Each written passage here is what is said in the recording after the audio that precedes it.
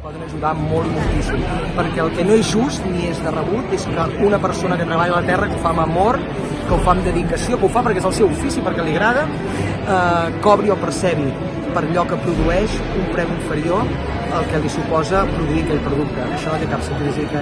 Vol dir que Promeco, l'entitat de la Diputació que treballa per la promoció econòmica, ha de treballar molt i esforçar-se moltíssim en l'àmbit de l'agricultura. Entonces,